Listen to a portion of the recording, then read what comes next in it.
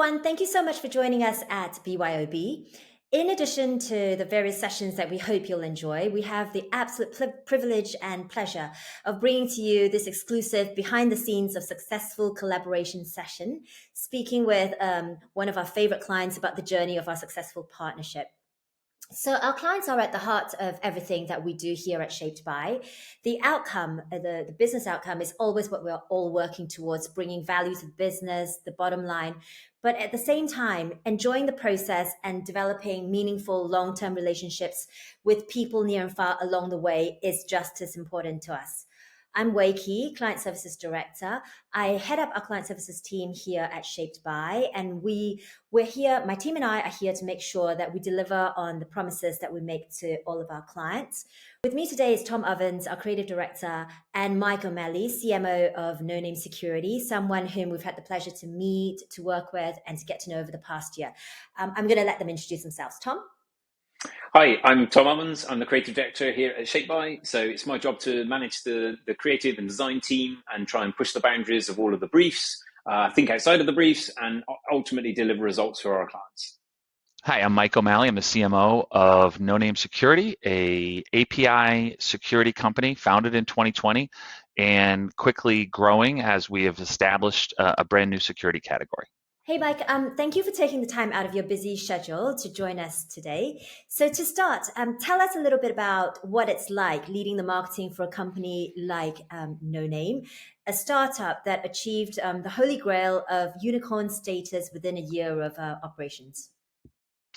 Well, I can tell you it's definitely very exciting. It's also very terrifying at times. I've been in the industry for more than 20 years and have worked for companies big and small. I've been employee number 17 and I'm employee number 17,000. And so at this stage of my career, I didn't think at my previous role, I had about 80 people reporting to me.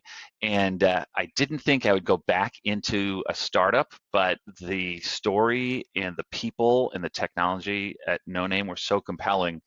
I really felt like it was I'd be missing out on a chance of a lifetime. So being here at No Name, it's very invigorating. But like I said, it can be terrifying. It's we're growing very rapidly. We're changing quickly, having to mature the company. I often describe us as the dog that caught the car. And the fact that we entered into this new marketplace with compelling technology and really established ourselves as a leader. And as a result, we're sort of not just a startup, but a scale up. And that comes with the need to rapidly mature processes, the focus on the market and how we execute the marketing function. So we're often very busy, but the fact that we've got a fantastic team both within marketing and across the company really helps. And so it's very much worth it. The excitement and terror is definitely paid off. Excitement and terror in equal measures. I think we Yes. speak about it a lot when we have our planning sessions. You do say, oh, it's a very different world, the startup world, or like you say, I mean, you guys are no longer in startup world. It's more a scale up, but yeah, I'm sure that there are lots of challenges that you have to battle every day. Yeah, and lots of trade-offs. Lots of trade-offs to say. In bets. When you're a startup, you have to make some bets, and with the marketing strategy and technology changing so quickly, and in the way that the security market is, you really have to move fast, but make sure that what you're doing is highly impactful. That leads us nicely onto the next question, actually. So do you think, with hindsight, is it bold or just madness to come in as a new CMO and almost immediately, I think you were weeks into the position, almost immediately take on something like a brand revitalization? Yeah, it's a little bit of both, right? When you come to a new CMO role, sometimes you have a clear mandate to up-level the brand, and sometimes it may be the reason you were hired as a CMO. On the other hand, if a brand refresh wasn't specifically on the radar when you arrive, it can be a big lift, and it can be a little bit mad to come in and suggest one. When any new CMO arrives, you want to make a big impact, and you want to make it right away. When often a brand up level, a brand shift isn't the thing that's going to make an impact within 90 days. It takes a while to do properly, even if you're moving at the fastest pace possible. But if the business needs it, or if the brand is standing between doing something truly remarkable, it's just necessary. It's part of the whole, the process of being a CMO at a fast growing company. You're gonna, if it looks to be a blocker or something that you need to do in order to achieve a broader mission, then you've got to absolutely do it. Yeah, so this is interesting because brand refreshes, they scare the shit out of most people inside and out of marketing. Whenever we mention it to clients or potential clients, there is always this, ooh, it just sounds like a huge challenge, not sure about that. So was this the case in No Name when you first broached the subject? Yeah, honestly, it's always the case, because it can be a scary thing. The landscape of marketing history is littered with failed brand refreshes, along with those responsible for the brand refreshes. So suggesting that is always not, I don't want to say fraught with risk, but it's certainly a big project that has many more aspects than you often think it does. I was lucky. I had just come from two companies where I had done brand refreshes, and so I had a pretty good handle on what was going to be involved, how to avoid some of the mistakes that I made, and I made a lot of mistakes, and sort of the fact that managing a brand refresh is about as much about managing people as it is about the creative process. For sure. Yeah, so you came into it as a brand refresh veteran. You knew kind of what you had to navigate, because it is, like you say, it is a tricky process to navigate. And actually, one of the things that we're going to be speaking about later is that, creativity aside, what is it that ensures success, and also what can potentially derail a process like this. So what was the business case for the refresh? And more specifically, how did you get buy-in from the board? Yeah, it's a great question. So the business case for the brand refresh was relatively simple. We needed to change our marketing mix significantly. We needed to change it. We had a majority of in-person events for demand generation, and we needed to move to a majority of digital tactics for demand generation. So doing so, that meant that we had to up-level all of our digital properties, including advertising, collateral, video, website, and they all really needed to be compelling if we were going to be successful. So with the previous brand, it just wasn't going to happen. It was a little too cookie cutter, and we really needed something to stand out, and that was sort of recognized. Even though there wasn't a fire burning around changing the brand, there certainly was one around moving to digital transformation.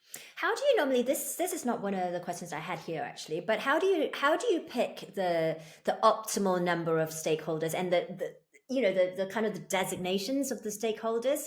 Typically, is it one from every department, or is it C-level, or what is that optimal mix of stakeholders?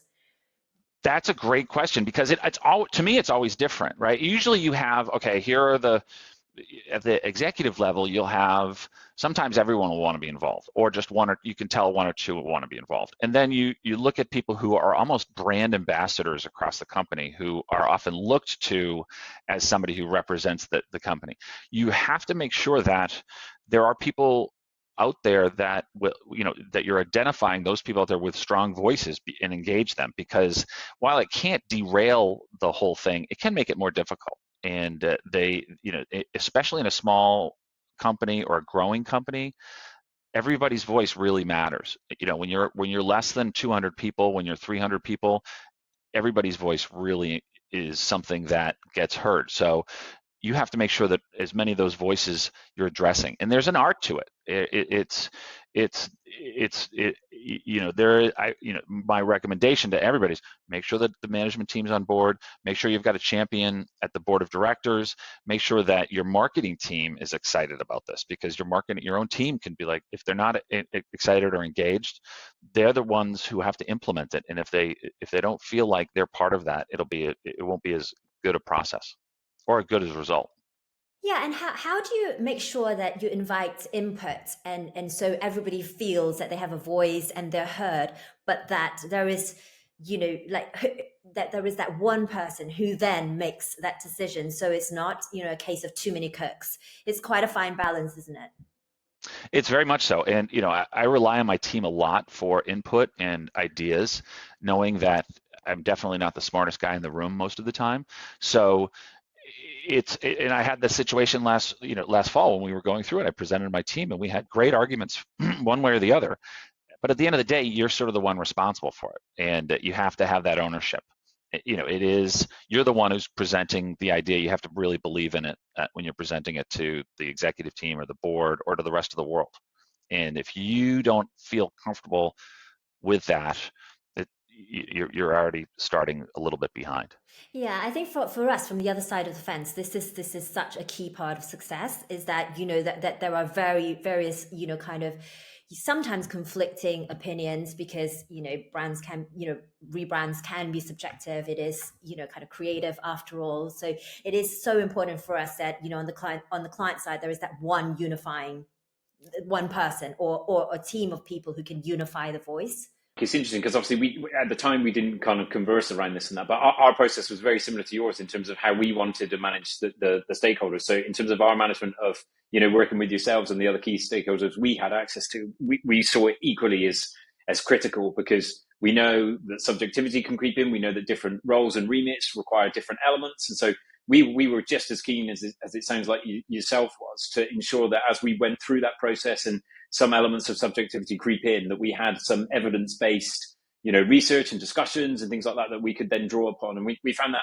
super beneficial in this process. So it's actually really refreshing to hear that actually you were going through the same processes internally as we were to yourselves. And I think it's such a fundamental part, particularly as you say, when there's emotions involved and there's personal objectives and growth and the development of the business all at stake. It can be quite an emotive thing. So Yeah, I think yeah. you just touched on one of the differences then, but one of our questions was just around the difference. Obviously you've been at very established, very large organizations, as you said earlier. What are some of the core differences between leading a brand revitalization in those scale of organizations versus the scale up? So obviously you touched on the idea of the founders and then perhaps having a certain notion of preciousness. Are there any other key components of that? I think honestly you'd be surprised at how similar the sort of the process is between a scale-up startup and an established enterprise company. They're often the same set of stakeholders, many of the same sort of landmines or traps that you want to avoid. I think what they differ in is the end goal, and that sort of colors the process. At a startup or a scale-up, you want to grab attention. You want to seem bigger than you are. You want to emphasize the difference of this new category that you're in to stand out, right? And you're willing to take a little bit more risk, and it depends. Often it's a little bit more risk, and you want to move fast. So there's a real big impact on a real big focus. Real big focus on making impacts, not just once, but one after the other. So that brand activation at that point is really critical. At an enterprise level company, you've already got an established brand. It's got its own equity, its own history, its own relationship with the customer, and you have to be very careful about disrupting that. And so the research part of the process is critical. When I said the number of stakeholders, usually in a big company, the number of stakeholders expands. Not, I want to say exponentially, but close, because you're talking about something that is a brand that's been around 5-10 years. And so doing that, you have to be careful in terms of making sure that any objector has been listened to, but also you're almost doing focus groups at that point in understanding where the no-go areas are. And so at CyberArk, a company I was previously at, we had a fantastic brand, had been around for 8 years to a decade. It needed modernization because the company itself was modernized. We were really becoming a SaaS first company. But we just couldn't lose the trust that we'd built in the market. So in that case, we were altering the color palette, and that was a process unto itself. Not to mention that we altered the logo slightly, right? We added a little bit of color to the logo, different colors, and that was one that you had to be very mindful of, because you had an investor group out there that was watching it as well. So how did you, moving on to something a little bit more kind of personal to us, how did you know that Shaped By was the one to partner with? That's an easy one, actually. I trust the people on my team deeply, and I know that I don't have all the answers. I've seen the failures of CMOs coming in with sort of a standard playbook approach, or a standard set of both partners and employees, and it doesn't always work, especially at startups. And so when a few of my members of my team who had worked with Shape By in the past suggested a conversation, I was absolutely game, and really, yeah. But they had shown, they were doing it. It's easy when people who are doing fantastic work say, "Oh, I'm getting help by these other fantastic people." It's sort of a no-brainer to have that conversation. And so when I saw the Shape By brand itself, the website, the presentation, I was really taken with it. I mean, I remember saying, "Can I just have this?" And I just want, "Can I have your brand?" And because it was so much of the vibe that I was looking for, that it sort of struck me. I was like, "This is great," and plus the people, the engagement, the ideas coming out of the corner of the UK called Bristol. It was really easy. It was an easy start to a relationship.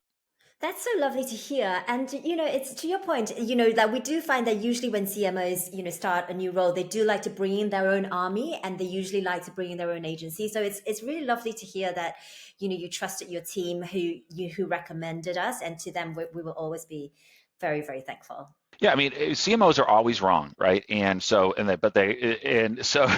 what happens is often with agents, and I actually enjoy the pushback from Shape By, is you get set in your own ways and what you think is cool, what you think is going to work, and to a degree, that, but you always have to have somebody challenging you and working with you, and be open to a change. And so it was a great suggestion from my team, and certainly a great engagement over the past several months. And Tom, what were your first impressions of No Name and the brief?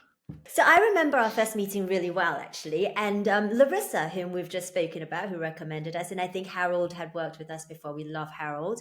So Larissa made the introductions over a meeting, and I remember that there was really good chemistry from the start. I think we felt very at ease with you from the start, which is, for us, is always a good sign of things to come. And like, the one question, I don't know whether I can say it here, is that I always ask myself is, would I want to sit and have a drink with this person at the pub? That is probably the most important. It's my barometer, yeah. And it was like a big fat yes. So that was definitely a very good thing. Definitely resonates on the same level in terms of our connection, with Mike and the team, and obviously with our previous relationships with Arissa, etc. And I remember well, when we met in London, and it was a great afternoon, and we, discussed some business, but it's always nice when there's some human conversations and getting to know each other. And we, as we said, we've got that level of chemistry.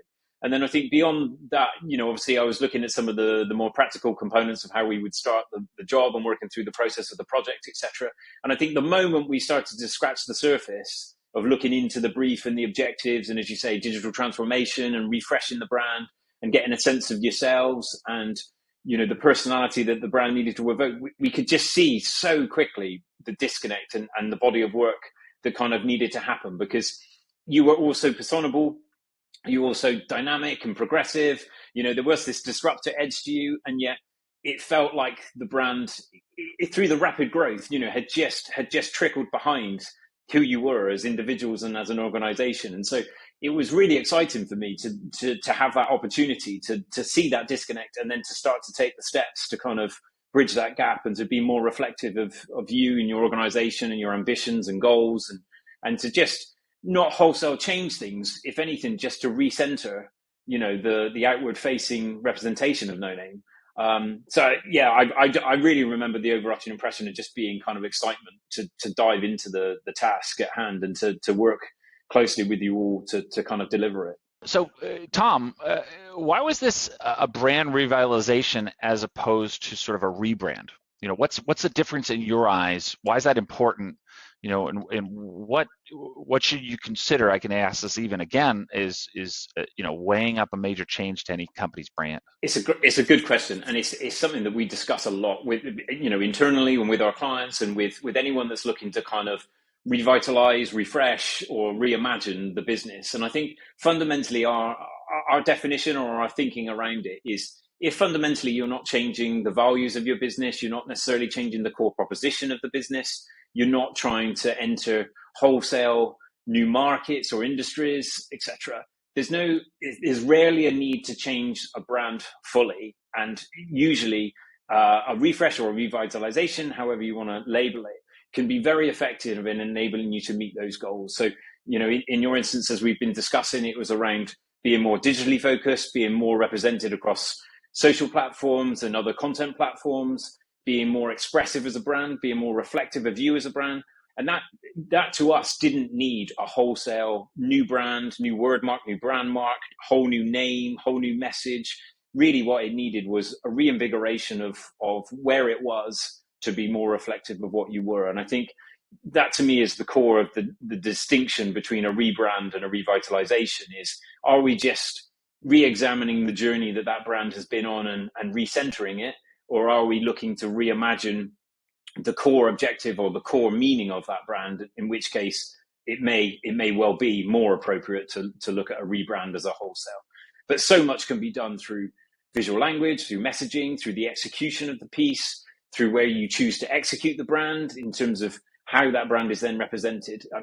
I mean, brand is such a broad word that you can speak about it for hours as such, can't you? But yeah, in essence, that's my thoughts in terms of the definition of the rebrand and the revitalization. Even within like a brand revitalization or a brand refresh, there are different layers, aren't there, Tom? That's a good point, actually, where I didn't touch on. But yeah, I mean, what was clear in our early conversations with yourself, Mike, were the components that were deemed to be valuable and we needed to carry forward. So in this instance of this project, it was the core mark itself and the typeface, the word mark arrangement, and also the original colorways of the kind of the black and white needed to be carried forward.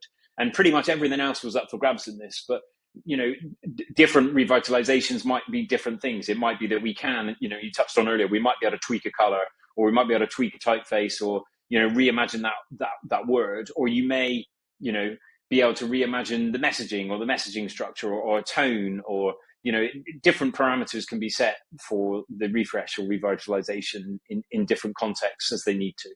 So Mike, how did you approach this brand revitalization? What were, for example, some of the things that you had to put in place to ensure success?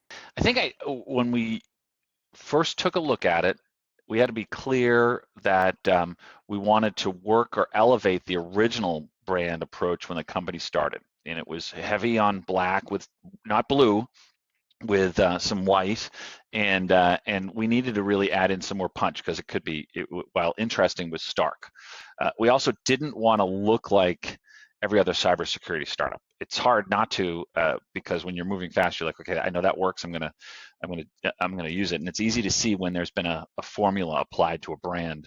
And in some cases, or at least in my mind, it's actually a negative to play it safe and look a lot like everybody else because you just don't get remembered. And so I think going back to the original mission is, how do we make this brand work in a variety of settings, especially digital, as we modify the marketing mix, and then how do we keep the same sort of boldness that the original brand had that fits with the uniqueness of the name and what we're trying to do.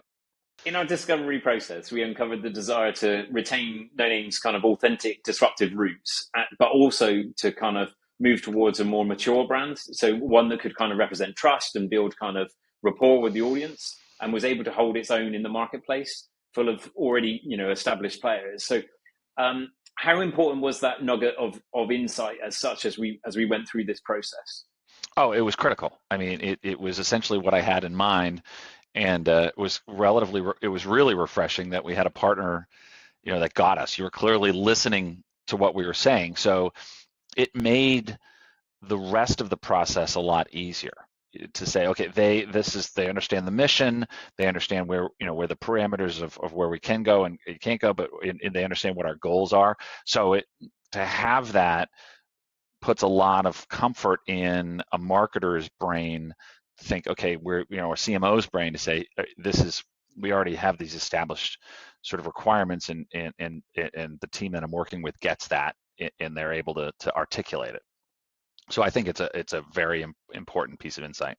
What's interesting there is actually it was really refreshing for us in that there was this appetite to kind of go against what the marketplace was representing. I think there can be a bit of a tendency to kind of look at the competitors and see what they're doing and see what's working and to kind of follow that path. What was really refreshing in this process was you actively wanted us to kind of see what was out there, what was happening, and then go in the opposite direction and ensure that it was reflective of those disruptive roots, and it was more progressive and disruptive in its mantra and the way in which it came to life as such.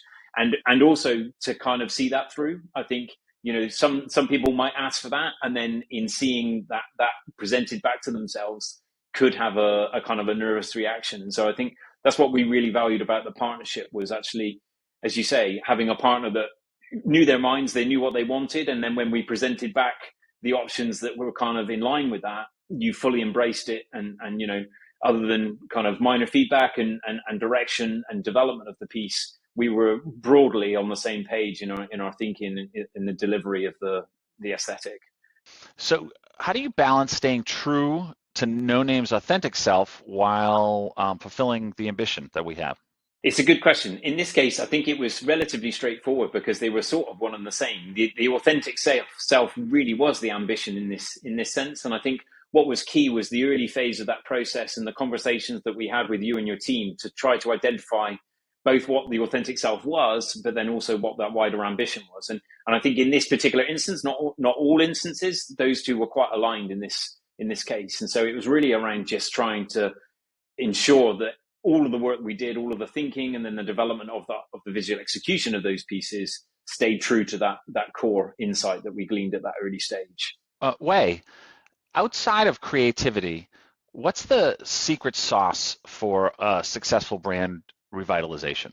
I think that, like so many other things in life, success kind of boils down to relationships and just kind of adhering to the fundamentals of good relationships. So it sounds very obvious, but things like frequent, clear, open, and honest communications. And then for me, that healthy empathy on both sides. We must understand each other's landscapes and challenges, and kind of honor and respect that. And then the all important thing, the trust, the trust that, clients like yourself put in the agency to do the job that you've asked them to do. And then outside of this, the relationship side of things, I also think this is something that we touched on earlier. I think Tom touched on it earlier, that rationalization is very, very important, because it takes what can be very subjective and grounds it. And it shifts the conversation from, personal preferences, or I hate blue, I don't like blue, to something just a lot more considered and aligned with the business and its objectives. And then I guess the final secret sauce, I think, is constructive feedback. It's absolutely key to the process. When feedback comes in the guise of, oh, I don't like it, or in some instances, not often, thank God, I absolutely hate it. It's there's just very little for us to go on. So creatives are sensitive souls because they are creative. So we don't want to mollycoddle them, but we've got to give them something to work with. Right. I think a lot of CMOs or marketing leaders make the mistake of viewing a brand refresh as the responsibility of the team, the creative team that they're working with, and they take less responsibility. They take the responsibility off themselves and not engage as much as they need to. They say, "Oh, they're working on it. I didn't like the ideas that they gave. I didn't like this."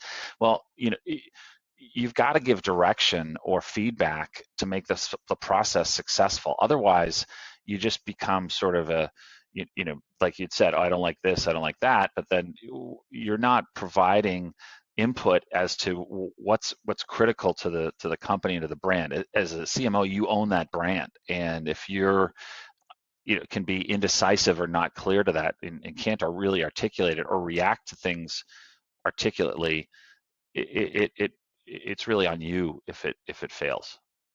Yeah, I think one of the things that Tom and I always talk about is, like our battle is lost when we start thinking, let's try this because we think, he or she is going to like it because that's kind of the sort of design that they like. When the grounding is lost and we're just trying to second guess what someone personally likes or dislikes, that's when we know, we've lost more than half the battle. Yeah, yeah. So Wei, what can derail a project of this nature? Just building on the last question. Gosh, so many things. Where do I start? So I'll start on the positive. I think one of the reasons our partnership with yourself and No Name's brand refresh worked so well was because, you gave us a very clear brief from the start. And it was so key that we understood your motivations, your objectives.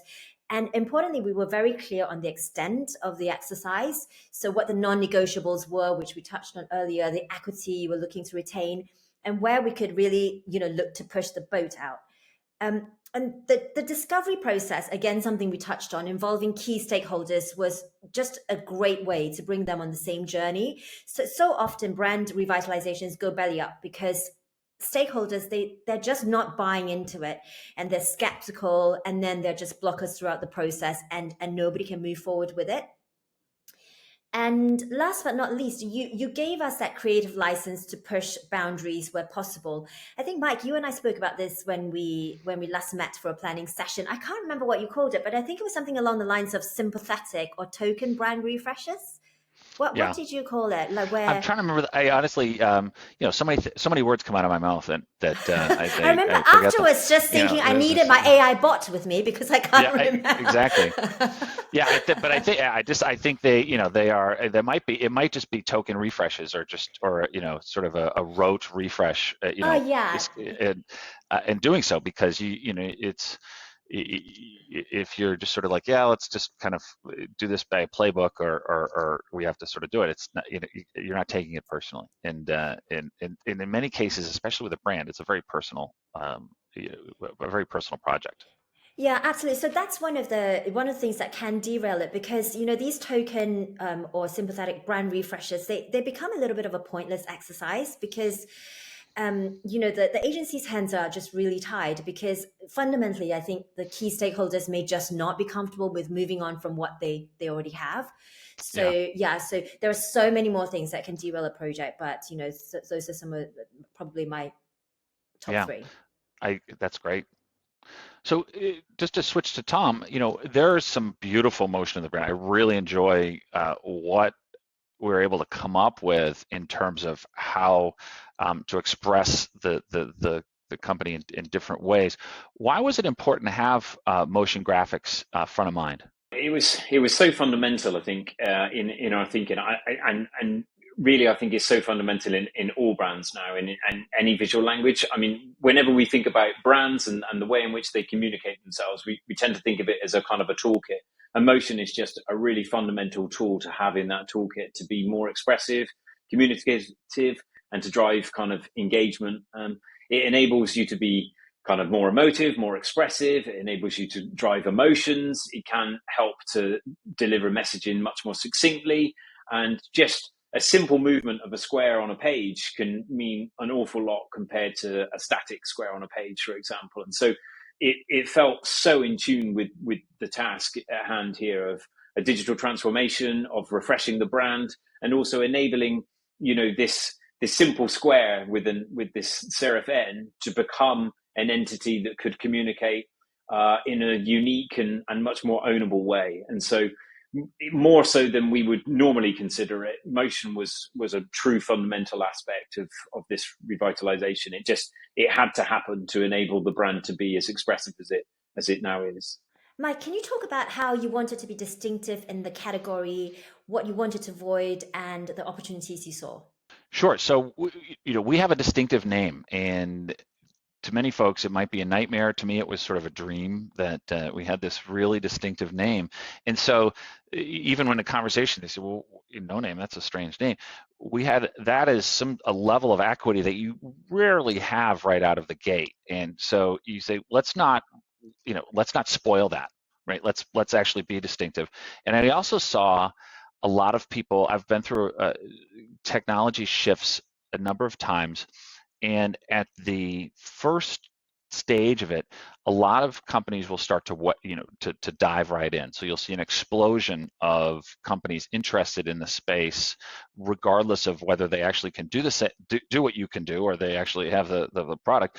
They'll just flood right in. So you've got to be very careful that you stand out and don't sort of repeat and repeat visually what other people are doing. So we really wanted to avoid sort of the cookie cutter approach that many companies do. It's hard not to. It's very difficult to avoid it because it's financially it makes sense. It's easier. You can do it quicker with off the shelf stuff, but at the same time, you just sort of get lumped in with every other player, especially in an emerging market. And so we knew we had an interesting name. We had the core basics of the brand, and we knew we had the best product in the marketplace as well. And so we really decided to say, all right, let's double down on this.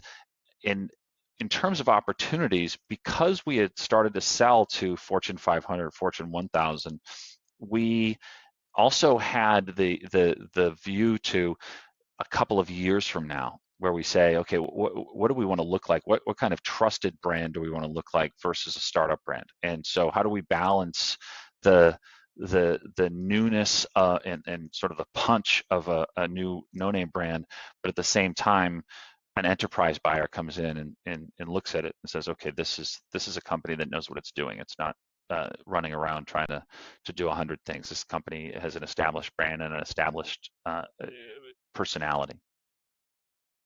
That was such a big part of the brief, wasn't it?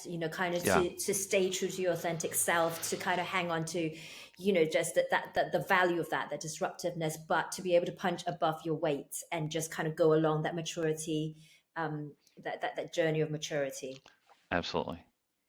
And I think there was that key observation, wasn't there, in that and perhaps a component of the brand feeling like it had wandered off the path is needing to feel like it was this this corporate, safe, trustworthy brand, but in doing so, and by perhaps introducing some of the blue and some of the other traits of the industry of perhaps leaning a bit more into kind of UI representation and showing the product to try to show definition of the differences. I think you'd sort of fallen into that trap to a certain degree of trying to build trust, but perhaps in a less authentic way than how you could, which is what this process has hopefully demonstrated, is the ability for you to show trust and to demonstrate the benefits to your customers, but to do so in a way that's distinct and authentic to No Name and what you represent and the product represents. Yeah, authenticity is so important, isn't it? Yeah, and I don't mean to denigrate those marketers at startups who have who are just struggling to get the websites and the brand up and running. It's being a CMO is a hard job, and as much as my wife tells me it isn't, and it's and the pressure's on somebody to say, okay, I have to deliver on these metrics as a marketer, and oftentimes the brand is something that's going to suffer as a result. And just because it's one of those things that as you're moving really quickly or you're young company, it gets moved down the list a little bit unless you look at it as a strategic opportunity. And so, those folks struggling with trying to rebrand or trying to get funds or acceptance, I certainly sympathize with them, because it's not often that you get a great opportunity like I had with No Name and be able to work with ShapeBuy. How has the brand been rolled out and received so far? Yeah, so as we started the conversation, brand rollouts are terrifying, right? And I tell people, I said that the most difficult thing I've ever had to do as a marketer is to introduce a new PowerPoint template to a company, because above all, because it's just so fraught with acceptance challenges internally, and so the which leads me to the embracing a brand both on an external basis, on an internal basis. This rollout has been great. The feedback that we've been getting from our partners and customers has been very positive, and internally has been very positive. And I notice what a brand is taking hold, or a brand refresh is taking hold, when people want to extend it, but not in a way that sort of does violence to the idea. People say, this is a great idea, but what about this? And they're in alignment with that brand. So we've got some of the suggestions we've got post launch have been ideas, not that we roll our eyes at, but ideas say, oh, that's a great way to express ourselves further. So it's almost as if the folks internally we rolled it out to, they get it as well. And so it's been successful to say, oh, they get it. And within like a day, everybody had a new email signature. Within a week, everybody was using new materials. So usually that's also an indicator of the success of it. Tom, how's this brand been built to allow it to evolve alongside the business? So I think a key thing, and something that we touched on earlier, is that we were super keen to kind of meet the primary objective of this brief, but also to kind of future-proof the brand. And it's something that we keep in mind whenever we're working on any kind of bigger brand components or strategic components of working with a business, is ensuring that it can kind of future-proof and enable for agile movement of a business, and the brand to enable to flex with it. And some key components of that, I guess, is we see guidelines very much as guidelines rather than a rule book. And I think what's really important is that they're there to be used as tools, as such, as communication tools to enable any member of kind of internal team, other external agencies, photographers, copywriters, whoever it may be, to kind of pick up on that and to interpret that brand is in how they see fit to be able to move it on to that next level. And Mike, you already touched on, the enthusiasm of the internal team and new ideas that they've been able to forge based on this initial body of work. And that to me is a sign of success in the sense that, we've started some form of catalyst of the thinking and the core representation of the brand, but it's got that kind of intuitiveness that someone can kind of take it and make it their own and make it representative of what they need in that moment or in a future moment as such. And so, simple things like online guidelines that can easily be evolved and shifted and can be shared and distributed easily. It's a lot less dismissive than distributing a PDF and then sort of going through recall processes or redistributing new ones. That in itself is a very simple step.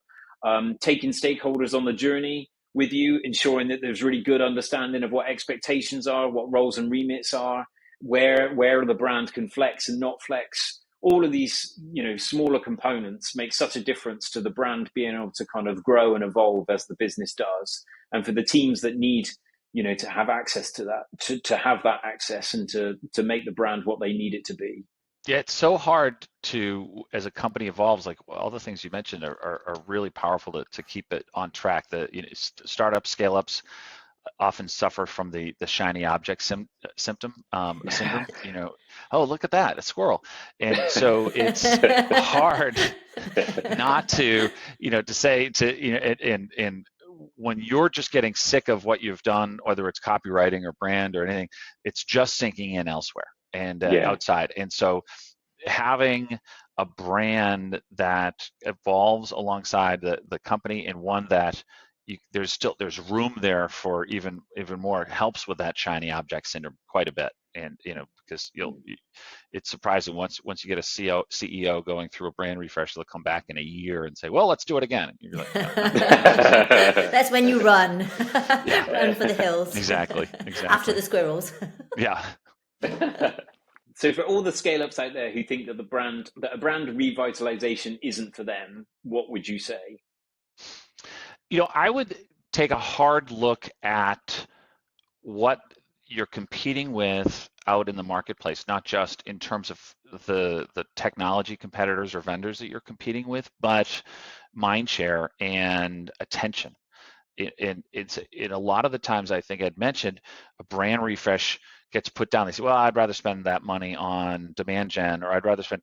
And what a lot of folks don't realize is that a brand refresh, when implemented well, can elevate all of those things to a much higher degree than you really actually thought. And it's hard to quantify. You can't say, okay, this brand refresh, we have this, we have a 10% increase in 10% increase in opportunities, or we have we're getting this percentage increase in click-throughs on the website. You can attribute to that, but what it's doing is really changing the way that somebody's interacting with you, and in their mind, they're looking at you as a standout. And I'd say, if you don't think a standalone is right, I would look at it and fold it into some major project where you do need some oomph. Whether, in my case, it was the digital transformation. We really had to revitalize or change the way that the marketing motion was, and I was able to say, at this time, let's use this opportunity to refresh the brand. It could be sales kickoff. It could be a major event that you needed to do, but it allows you to make an impact and really establish yourself as different than others out there. So on that note, it's a wrap. Thanks so much to you, Tomo. Always a pleasure hanging out with you, which is a lucky thing for us because we do spend far too much time together. And Mike, it's been so great, chewing the fat with you. We really, really appreciate your time. And I know you're in our neck of the woods in a couple of weeks, so we look forward to catching up with you in the flesh then. Excellent. Looking forward to it. Thanks so much, everybody. Mike. Thank you.